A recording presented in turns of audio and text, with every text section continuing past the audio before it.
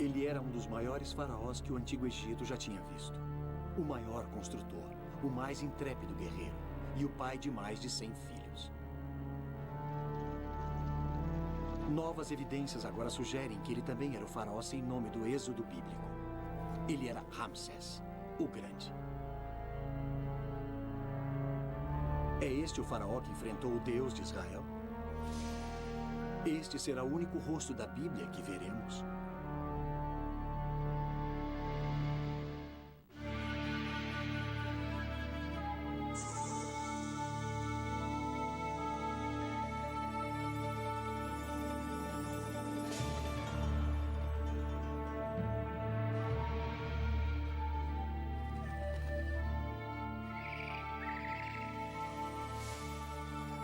Os grandes egípcios.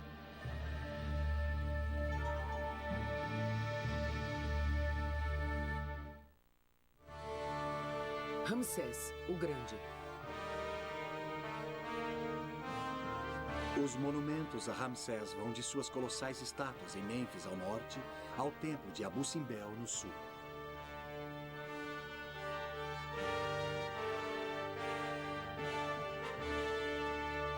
Entre elas, o Vale do Nilo está pontilhado de templos, palácios e estátuas construídas pelo faraó que o mundo conheceria como Ramsés, o Grande.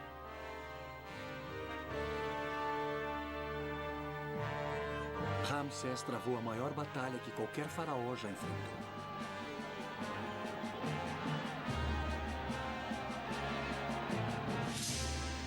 Em menor número, em território hostil, ele lutou quando aqueles à sua volta estavam prontos para fugir.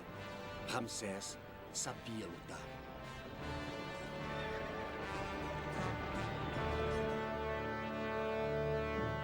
A única batalha que ele deve ter perdido foi aquela com o Deus dos israelitas.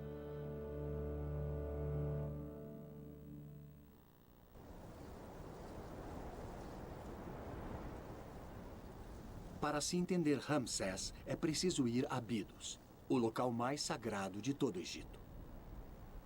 Durante centenas de anos, peregrinos traziam oferendas aqui para cair nas boas graças de Osíris, o deus dos mortos. Hoje, tudo o que resta das oferendas está neste monte. Potes, agora quebrados, carregados pelos peregrinos.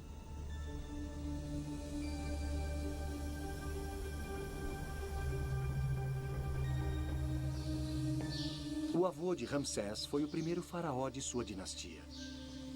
Era uma família de militares, nova na área da realeza. Então, quando Sete, o pai de Ramsés, quis mostrar que eles faziam parte do sistema, ele construiu um templo no solo sagrado de Abidos. Ele reuniu os melhores artesãos da terra para dar ao povo esta deslumbrante prova de que, mais uma vez, o Egito era grande. Sete não estava apenas construindo um templo, mas fazendo uma afirmação política. Você pode esperar grandes coisas de meu reinado.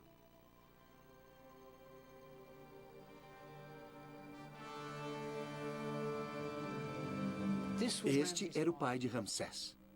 Era uma família de realizadores e Ramsés pretendia fazer ainda melhor.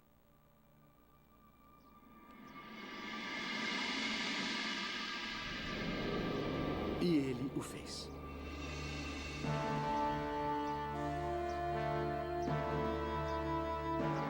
Quando se tornou faraó, Ramsés construiu um templo tão incrível que se tornaria sua marca registrada e um ícone para todo o Egito. Ramsés tinha apenas 20 e poucos anos quando começou a construir Abu Simbel. Fica na Núbia, além da fronteira setentrional do Antigo Egito. Era um projeto singular. A maioria dos templos era construída de blocos de pedra que eram encaixadas e depois esculpidas. Abu Simbel foi esculpido numa montanha. Era preciso desenvolver novas técnicas de corte de rochas. Os artistas eram baixados do topo da montanha em andaimes para pintar uma gigantesca grade que servia de guia para os escultores, que então esculpiram 4 estátuas de 20 metros e meio de Ramsés sentado em seu trono. Mas por que construir um monumento tão incrível num lugar tão remoto? Lá nunca havia uma população egípcia grande o bastante para orar no templo. Era pura propaganda. Ramsés queria que todos o temessem. A Núbia era a fonte de ouro do Egito e o templo era uma grande advertência aos núbios sobre o poder de Ramsés. Qualquer um que velejasse até o Egito vindo da Núbia passaria pelo templo com suas 4 colossais estátuas de Ramsés sentado ao trono. Mas se um núbio parasse para visitar o templo, logo na entrada ele daria de cara com impressionantes entalhes de cativos, muitos deles núbios.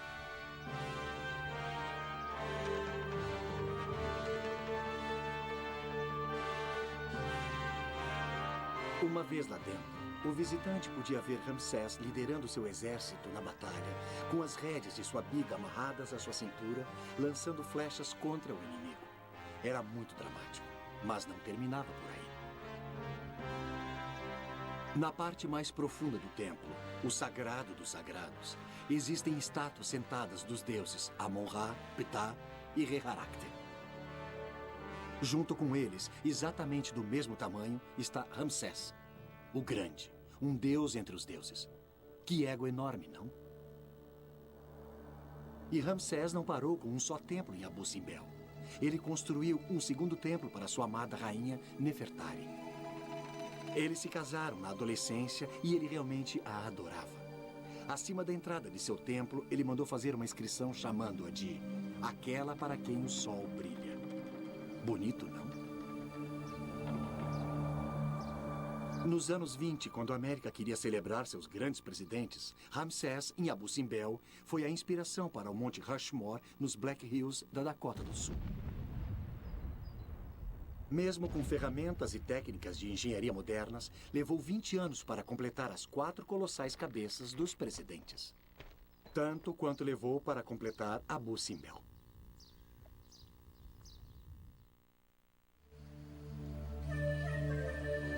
Ramsés iniciou seu reinado com ímpeto de atividade. O Egito é um grande país, grandemente deserto. E é o Nilo que torna a terra habitável. Antigamente, os egípcios se amontoaram ao longo das margens do rio. Onde quer que houvesse uma cidade, ela ficava no Nilo. Em Tebas, o centro religioso do Antigo Egito, Ramsés construiu mais templos grandiosos. E do outro lado do Nilo, na sua margem esquerda, ele mandou construir tumbas no Vale dos Reis e Rainhas. Mas a verdadeira capital do poder sempre foi em Mênfis, cerca de 648 quilômetros mais ao norte, perto da moderna Cairo. Era aqui que se governava o país. Quando Ramsés assumiu o poder, ele transferiu a capital para uma área chamada o Delta, cerca de 160 quilômetros ao norte de Mênfis. Aqui, o Nilo se ramifica em 2 tributários e toda a terra se torna exuberante e verde. Mas Ramsés não mudou a capital por causa do clima. Veja, ele era um militar e foi um motivo militar que o levou a construir uma cidade chamada Ramesse, no norte. Era o lugar ideal para lançar ataques militares. A Síria ao norte e a Líbia ao oeste, os tradicionais inimigos do Egito.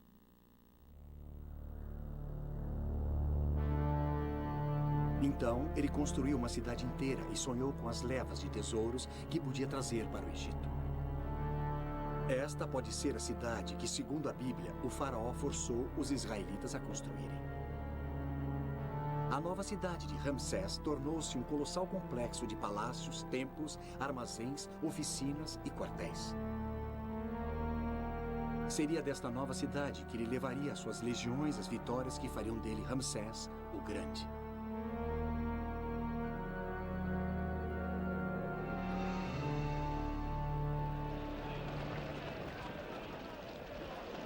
Quando tinha 25 anos, Ramsés era o líder do maior exército profissional que o mundo antigo já tinha visto. Impressionante, não? O exército era constituído de infantaria e aurigas. A infantaria tinha mais de 20 mil homens. Suas armas eram a acha de armas, a lança e a cetoura. Na Guerra das Bigas, maniabilidade era o segredo do jogo. As bigas tinham de ser leves, então quebravam com facilidade e poucos homens sobreviviam. Cada biga era puxada por 2 cavalos e carregava 2 homens, um condutor e um arqueiro. O piso era feito de tiras de couro trançado, coberto por um pedaço de couro. Ele funcionava como um amortecedor e era uma plataforma relativamente estável, da qual o arqueiro podia lançar as suas flechas. Era como um carro esporte, uma carroceria leve, com muito motor.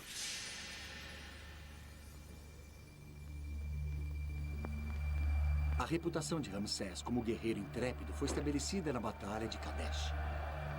Temos mais relatos desta batalha do que qualquer outro evento na história antiga. Foi o equivalente da travessia do Delaware por George Washington. O que é bárbaro é que não temos apenas os relatos escritos da batalha, mas ainda temos o campo onde Ramsés lutou. A antiga cidade fortificada de Kadesh, na Síria, foi construída sobre um morro. Este local é habitado há mais de 3.000 anos e hoje abriga um povoado moderno. Mas logo ele pode estar deserto. O sal no solo e a água fizeram com que a maioria dos habitantes abandonassem as suas casas. Agora, apenas alguns aldeões vivem no local que antes era uma área estratégica do antigo Oriente Médio.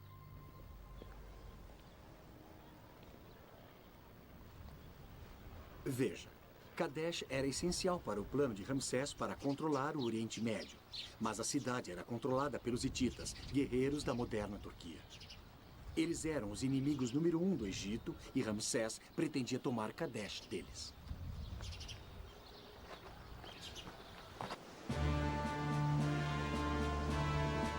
Então, no segundo mês de verão, no 5º ano de seu reinado, 20.000 soldados seguiram Ramsés para fora do Egito.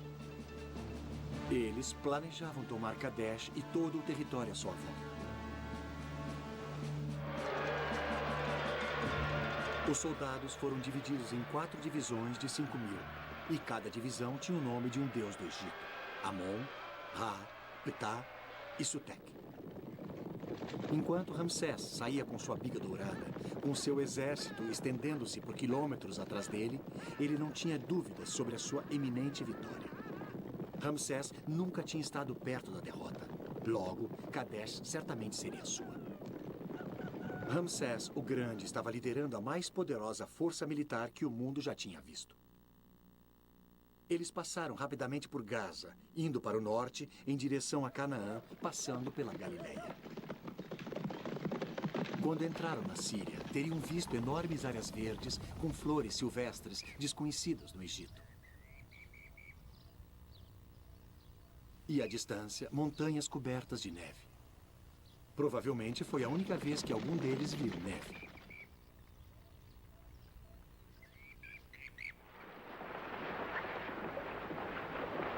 Ansioso por alcançar a sua meta, Ramsés acordou cedo, vestiu sua roupa de batalha e liderou a divisão de Amon até Kadesh.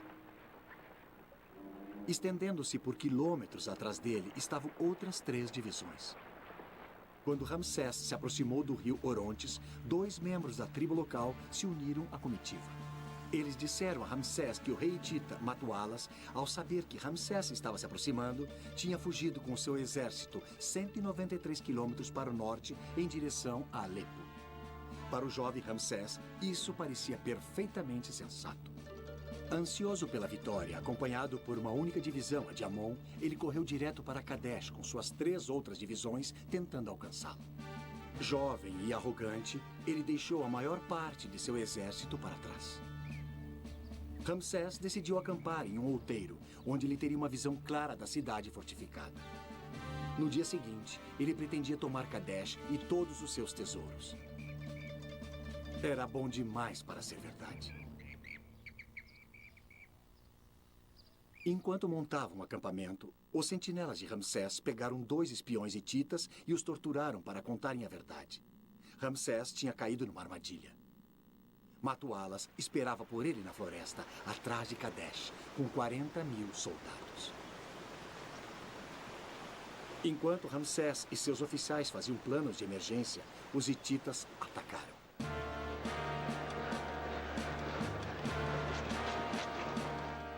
Seus aurigas avançaram, cortando a divisão retardatária de Ra ao meio, destruindo-a quase que completamente. Depois, eles foram direto para o acampamento de Ramsés. As bigas estavam sendo consertadas. Os homens da infantaria cuidavam dos pés cansados uns dos outros. Suprimentos estavam sendo distribuídos. O leão de estimação de Ramsés estava sendo alimentado. Eles estavam totalmente despreparados para o que estava por vir.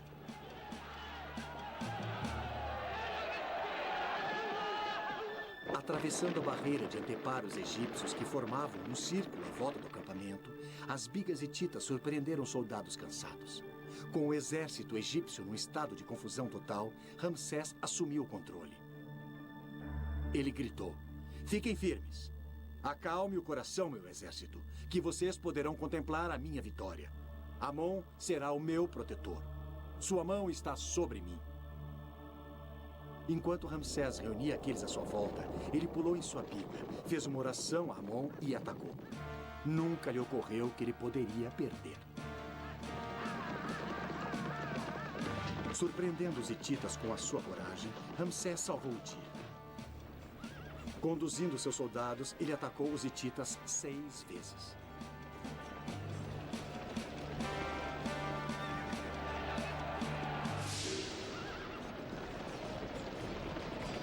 Finalmente, as bigas hititas foram forçadas a fugir para o outro lado do rio.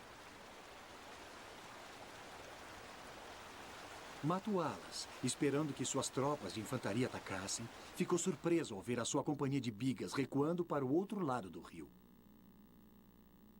Um príncipe de Alepo engoliu tanta água ao tentar escapar que ele teve de ser suspenso pelos calcanhares para ser esvaziado.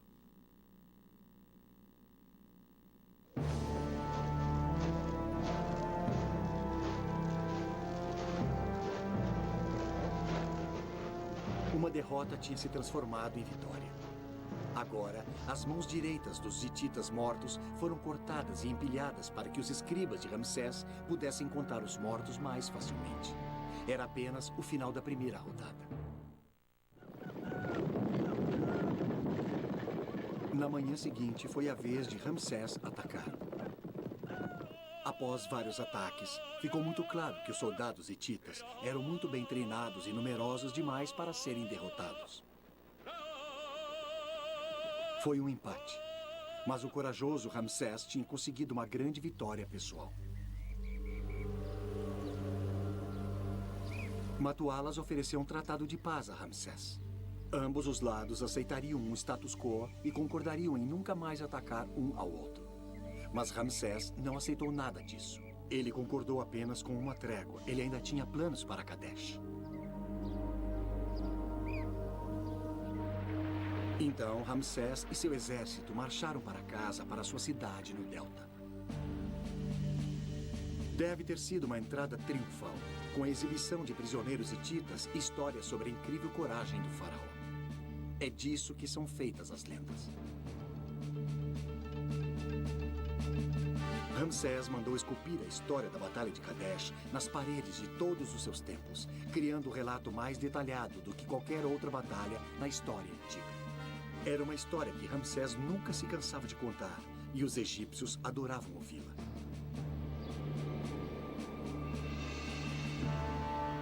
Mas breve, ele teria nas mãos um tipo de batalha completamente diferente. Uma batalha com o Deus dos israelitas.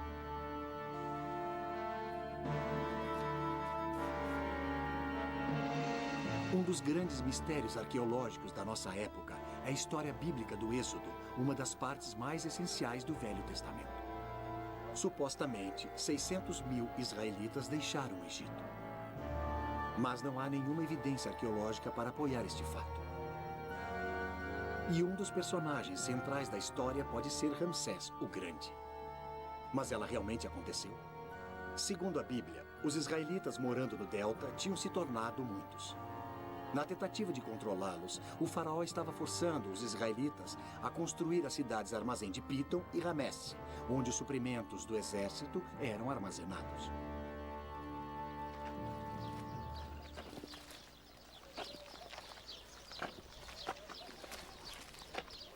Quando os israelitas pediram 3 dias de folga para celebrar um festival religioso, o faraó não só recusou, como também disse que eles não receberiam mais palha para fabricar seus tijolos. A maneira de fabricar tijolos hoje no Egito ainda é a mesma que na época da Bíblia. A palha é essencial. Ela dá resistência aos tijolos e evita que encolham quando secos. O faraó estava fazendo os israelitas produzirem a sua cota diária de tijolos. Mas agora, eles também teriam que juntar e cortar a palha.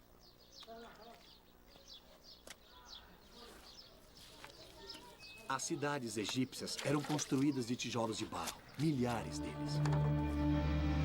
Quando Moisés, o líder dos israelitas, e seu irmão Arão pediram para o faraó deixar o seu povo partir, ele recusou.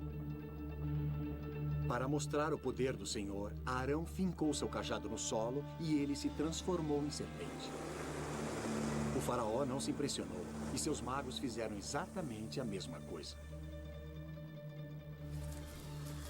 Aparentemente, era o velho truque da serpente que todos conheciam.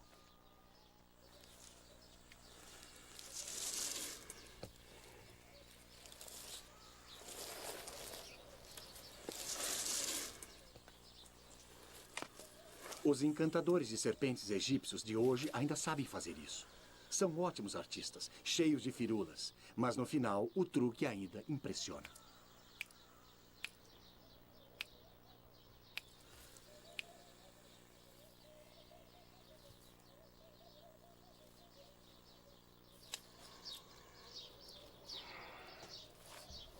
O encantador de serpentes enrola a serpente em volta de um cajado e ela fica imóvel.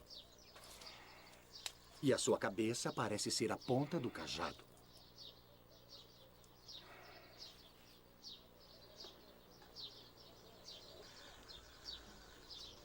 Moisés deve ter mostrado ao faraó algo parecido com isto.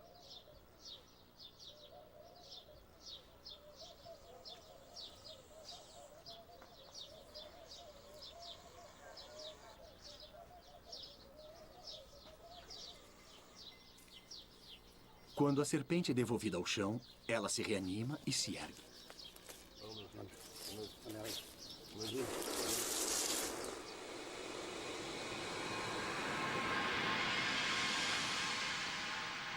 O confronto final na história do Êxodo é entre o Deus vivente do Egito, o faraó, e o Deus dos israelitas, que roga 10 pragas sobre o Egito. Moisés diz: Ferirei eu a água do rio com o cajado que tenho em minha mão. E essa água se converterá em sangue, e os peixes que estão no rio morrerão. As suas águas se corromperão, e os egípcios que as beberem serão atormentados. Mesmo quando aconteceu, o faraó não teve medo e recusou-se a deixar os israelitas partirem. Lembre-se, o faraó também é um deus. Além disso, o Nilo sempre ficava vermelho na época das inundações, quando o rio subia e trazia consigo a rica camada vermelha e arável do solo. As pragas seguintes, rãs, piolhos, insetos, locustas, ebulições e chuvas de granizo, também não assustaram o faraó. Eram muito parecidas com as ocorrências naturais. Então, ele ainda se recusou a deixar os israelitas partirem. Então, o Senhor disse a Moisés: Erga suas mãos para o céu, pois a escuridão cairá sobre a terra do Egito. Uma escuridão que será sentida. Isso me parece uma tempestade de areia. O faraó tinha visto muitas e não estava para libertar os seus escravos por causa de uma ocorrência natural. É a 10ª praga. Entretanto, isso não pode ser explicado como um capricho da natureza.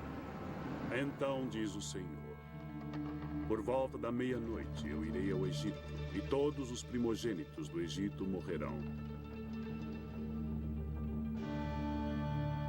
De coração partido pela morte de seu primogênito, o faraó finalmente se compadece e começa o êxodo. Mas mesmo depois de todas as pragas e da morte de seu filho mais velho, o faraó recusa-se a desistir. Numa última tentativa de evitar a derrota, ele rapidamente reúne suas bigas e persegue os israelitas. Agora, o milagre da divisão das águas ocorre, permitindo que os israelitas escapem.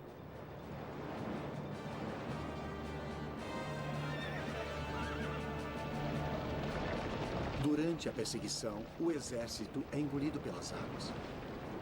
O faraó finalmente fora derrotado. A rota mais fácil para os israelitas escaparem para a Terra Prometida era através de uma região chamada Mar de Reeds. Ainda está lá. Na verdade, parte do canal de Suez o atravessa. Esta é uma área pantanosa onde as pessoas que estavam a pé podiam atravessar, mas as bigas ficariam presas na lama. E isso explicaria a história da Bíblia. Não é tão dramático, mas ainda assim é uma derrota para o faraó. No geral, o Êxodo é uma ótima história. Mas ela realmente aconteceu? Se havia israelitas no Egito e se houve o Êxodo, por que não está nos registros egípcios? Os egípcios registraram muitas guerras e batalhas em seus tempos. Mas se você ler os hieróglifos com atenção, você não encontrará nenhuma derrota. Os egípcios nunca registravam as derrotas. Para encontrar registros dos israelitas no Egito, você precisa voltar à Bíblia, a uma época antes do Êxodo, a época da história de José. É lá que você vai encontrar a nossa próxima pista para saber se o Êxodo realmente ocorreu. Segundo a Bíblia, um israelita chamado José foi vendido como escravo por seus irmãos que tinham inveja de seu manto de tecido colorido. José acaba no Egito e é injustamente acusado de atacar a esposa de seu mestre e é atirado na cadeia. Mas José tem uma habilidade que o salva. Ele sabe interpretar sonhos. Na prisão, ele interpreta corretamente os sonhos de seus companheiros de cela. O faraó acaba sabendo de sua habilidade. Veja, o faraó estava tendo sonhos que nenhum de seus sacerdotes conseguia interpretar.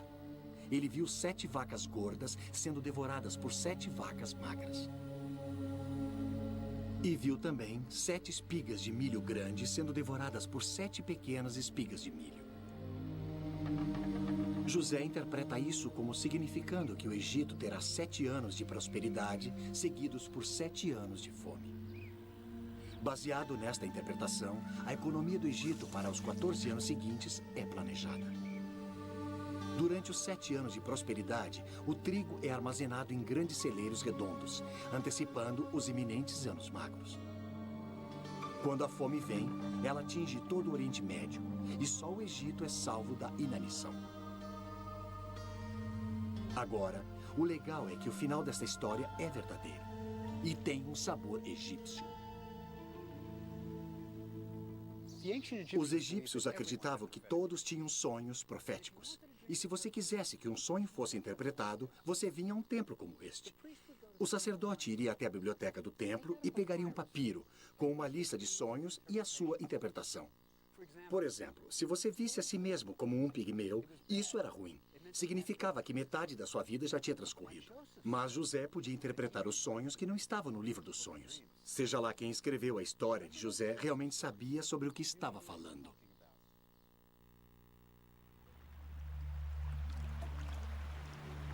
Há algumas evidências da história de José na ilha de Sahel, perto da fronteira sul do Egito. A ilha é coberta de inscrições na rocha. E há uma que fala sobre uma fome de 7 anos, como na história de José. A história de José não é o Êxodo, mas sugere que havia israelitas no Egito. Existe mais uma evidência de que algo como o Êxodo realmente aconteceu e está no Museu Egípcio, no Cairo. Ela até sugere que o nosso Ramsés é o faraó do Êxodo. A famosa Estela de Israel é o único lugar nos registros egípcios onde Israel é mencionado. Uma estela é uma rocha grande e achatada, erigida na frente de um templo para anunciar alguma coisa. É o equivalente egípcio de um quadro de avisos. Esta foi erigida pelo sucessor de Ramsés, Meneftá, para se gabar sobre suas incursões militares. Ele tinha orgulho especial da conquista dos líbios e do misterioso povo do mar que tentaram invadir o Egito. Mas aqui embaixo, ele fala de sua expedição militar à Palestina. E lista todos os territórios que conquistou. Terrenu está deserta. Hati está acabada. Canaã foi assolada. Depois ele diz: Israel acabou. Sua semente não mais existe. Olhe os hieróglifos de perto.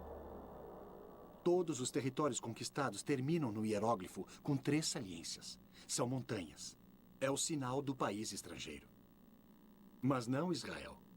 Ele termina com o hieróglifo de pessoas. Um homem e uma mulher.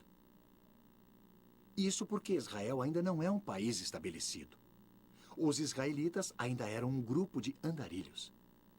Você lembra que a Bíblia diz que os israelitas vagaram no deserto durante 40 anos antes de se assentarem na Terra Prometida? Bem, se eles ainda estavam vagando quando o sucessor de Ramsés erigiu a estela, isso situaria o êxodo durante o reinado de 67 anos de Ramsés. A estela sugere que Ramsés o Grande era o faraó sem nome do êxodo.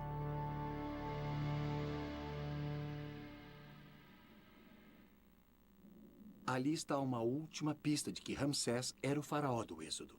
E ela é dada por um de seus filhos. Em quase todo o templo que construiu, Ramsés mandou esculpir seus filhos nas paredes. Ele tinha muito orgulho deles. Há um grupo deles no templo de Luxor. O primeiro é Amun-Herkhepshef. O 13º é Meneftá, que sucedeu Ramsés e se tornou faraó. Isso significa que os primeiros 12 filhos morreram antes de Ramsés morrer. Vocês lembram na história do Êxodo, quando o primogênito do rei morre? Bem, quando é que Amun-Herkhepshef, o primogênito de Ramsés, morreu? A resposta pode ser encontrada em Abu Simbel. Dentro do templo, Ramsés também mostrava orgulhosamente os seus filhos. Lá, à frente do grupo, está o seu primogênito, Amun-Herkhepshef. Ele estava vivo quando esta parede foi esculpida.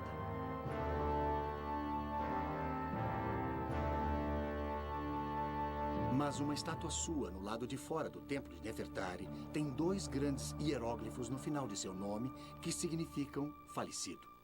Então, o primogênito de Ramsés já estava morto quando Abu Simbel foi completado logo depois do êxodo. E talvez até saibamos onde ele foi enterrado.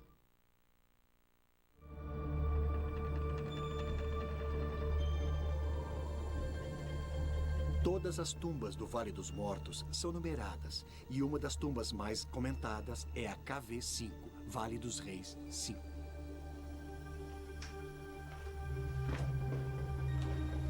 Ramsés construiu a tumba para os filhos que morreram antes dele, diretamente oposta à sua própria tumba, para que ficassem com ele por toda a eternidade. Esta não é uma tumba qualquer. Quando o egiptólogo Kent Weeks começou a escavar, tornou-se claro que esta era a maior tumba já construída no Egito.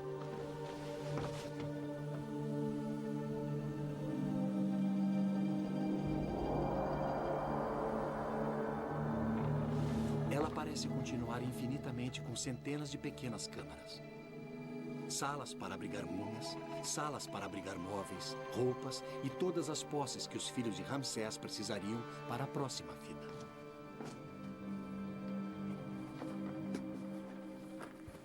Quando os investigadores começaram a esvaziar a tumba, encontraram bandagens de múmias e ossos e jarros que uma vez abrigaram os órgãos internos que foram mumificados.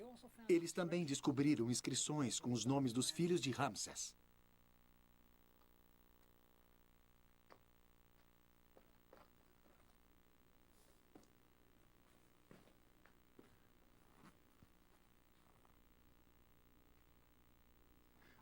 O que é realmente interessante é que os eruditos modernos agora situam a morte do filho mais velho de Ramsés praticamente na época do Êxodo. Não é impressionante que esta tumba provavelmente é o local de descanso do primogênito do faraó? O filho cuja morte culminou na saída dos israelitas para a Terra Prometida?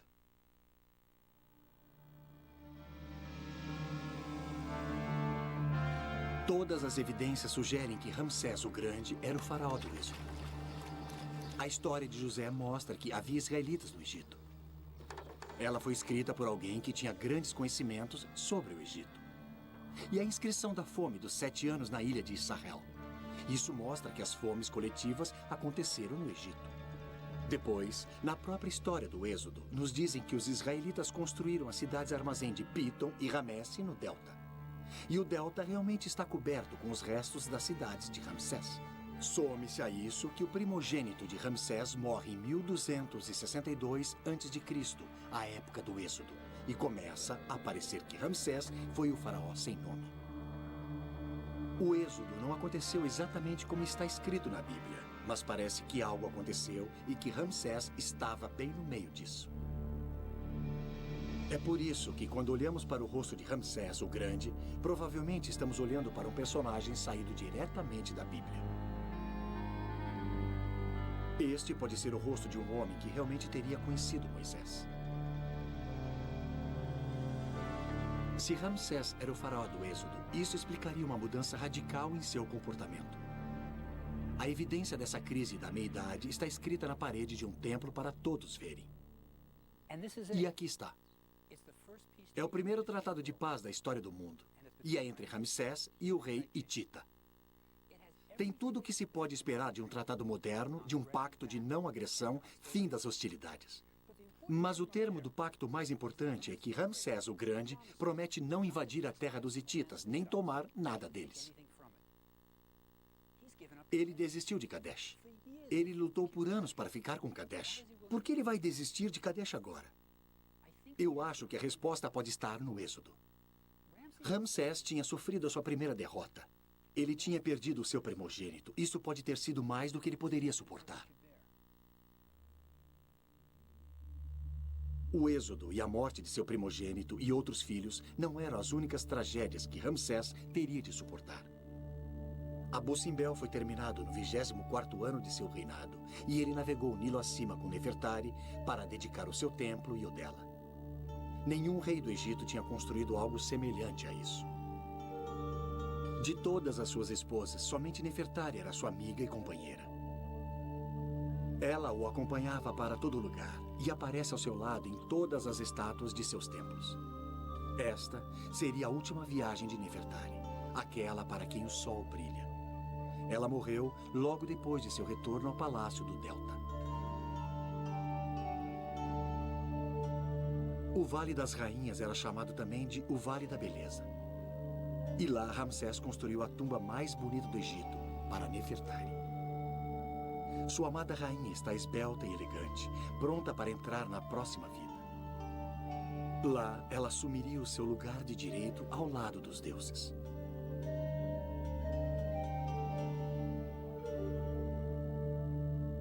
Ramsés reinaria por mais 40 anos sem a companhia de Nefertari. Desta época em diante, ele era um homem mudado. Ele nunca mais sairia do Delta para liderar seu exército em batalha. Seus pensamentos tinham deixado as conquistas e se voltado para a construção de tumbas e monumentos.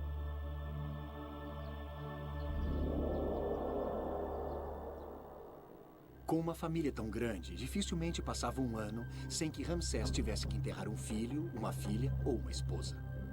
Para criar as tumbas para sua família, Ramsés empregou toda uma aldeia de artífices, escultores, pintores, escavadores, supervisores, todos necessários para construir uma tumba real. Esta era a cidade onde eles moravam. É o equivalente a um condomínio moderno. 70 famílias viviam aqui, perto umas das outras. Todos sabiam da vida uns dos outros. Na verdade, sabemos mais sobre o que acontecia nesta aldeia do que sabemos sobre qualquer outra cidade antiga do Egito. Ainda temos os bilhetes que eles escreviam uns para os outros em cacos de cerâmica que eles usavam como papel de rascunho. Era uma comunidade muito ligada. Devido ao fato de morarem perto do Vale dos Reis, eles estavam um pouco isolados das outras aldeias. Eles estavam tão longe do Nilo que precisavam de um serviço de lavanderia para lavar as suas roupas. E eles permutavam as suas habilidades. Escavarei a sua cova se você pintar a minha tumba. Esse tipo de coisa.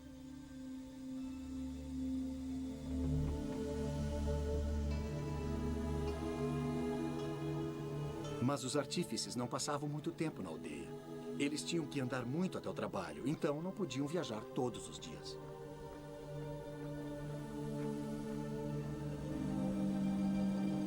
Ainda se pode andar no caminho que eles faziam para o trabalho. Imagine-os andando em pequenos grupos de 3 ou 4, carregando suas ferramentas, conversando. Era uma bela caminhada.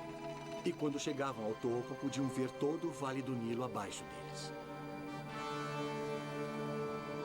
Logo abaixo, eles podiam ver a construção do templo mortuário de Ramsés.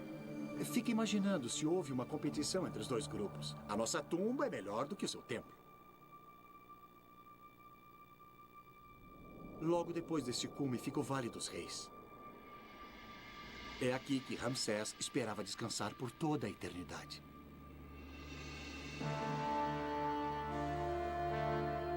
Após 67 anos de um reinado extraordinário, Ramsés o Grande morreu em seu palácio, o Delta.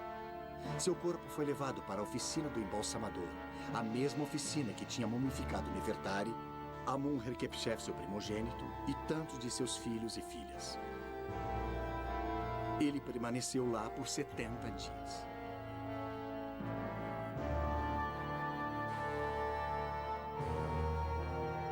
Depois, o corpo foi levado numa barcaça real para fazer a longa viagem para o sul, para o Vale dos Reis. Durante 3 semanas, o navio que levava o corpo de Ramsés velejou o rio acima. O povo do Egito se alinhou nas margens do rio para prestar seus últimos respeitos ao faraó que tinha reinado tão bem por quase 3/4 de século. Enquanto a múmia de Ramsés velejava para o sul, as mulheres das cidades jogavam areia sobre as próprias cabeças e rasgavam suas próprias roupas, conforme o tradicional sinal de luto. Quando o navio chegou a Tebas, o alto sacerdote de Amon foi ao seu encontro na margem leste do Nilo. Lá, sua múmia foi colocada em um barco cerimonial para sua última jornada pelo Nilo, em direção ao oeste, o domínio dos mortos. Quando o corpo chegou à margem oeste, ele foi transportado de trenó até o templo funerário de Ramsés. Lá, os sacerdotes recitaram as antigas orações. Ramsés agora estava pronto para se unir aos deuses. O trabalho na tumba de Ramsés tinha começado 67 anos atrás. Agora, ela estava pronta para receber a múmia de Ramsés. Como nas tumbas dos faraós que o antecederam, seu sarcófago de pedra foi lentamente baixado por um corredor, passando pelas escrituras sagradas das paredes que iriam acelerar a ida do faraó para a próxima vida. O livro dos portais, com todas as senhas para superar quaisquer obstáculos, e o mais importante, o livro dos mortos, para garantir a ressurreição no outro mundo.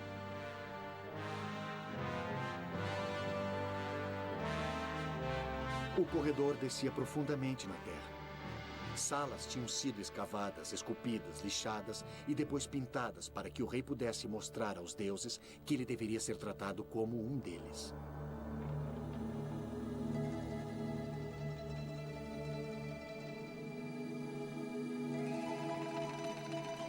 A verdadeira tumba de Ramsés já foi vítima de ladrões de tumbas e grandes inundações da ocasional torrente de chuva no Vale dos Reis. Mas ela ainda é digna de Ramsés, o Grande. Sua câmara funerária é a maior do Vale dos Reis e provavelmente continha o maior tesouro já reunido. Ramsés teve 67 anos como rei do mais próspero país da Terra, para reunir os tesouros de ouro que o levariam para a próxima vida. Esta sala, sem dúvida alguma, abrigava tesouros muito mais espetaculares do que aqueles de um faraó jovem como Tutancâmon. Quando Ramsés morreu, a maioria dos homens que haviam trabalhado na sua tumba já estavam mortos. Ramsés tinha reinado por 67 anos. Para a maioria dos egípcios, ele foi o único rei que conheceram. Quando Ramsés finalmente ascendeu aos deuses, o Egito chorou.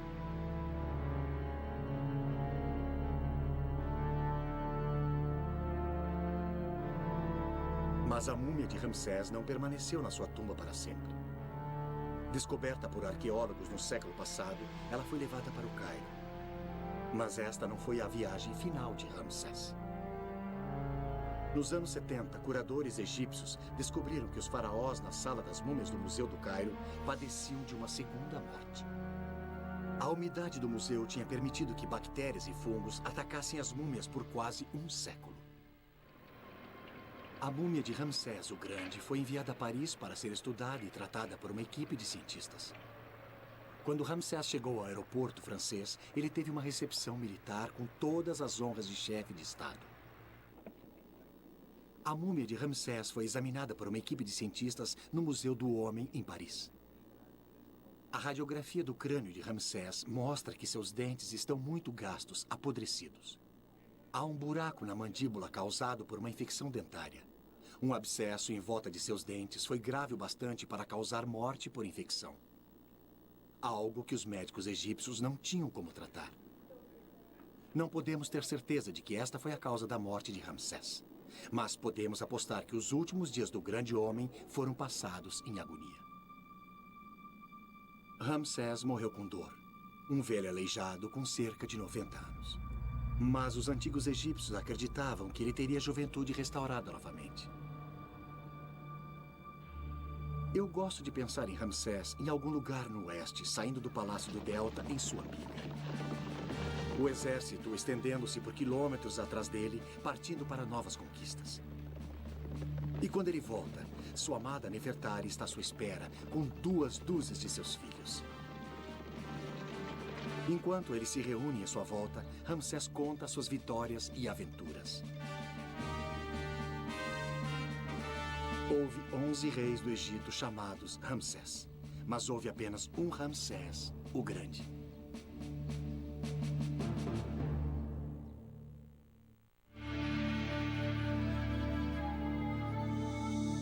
Versão brasileira, Tempo Filmes, São Paulo.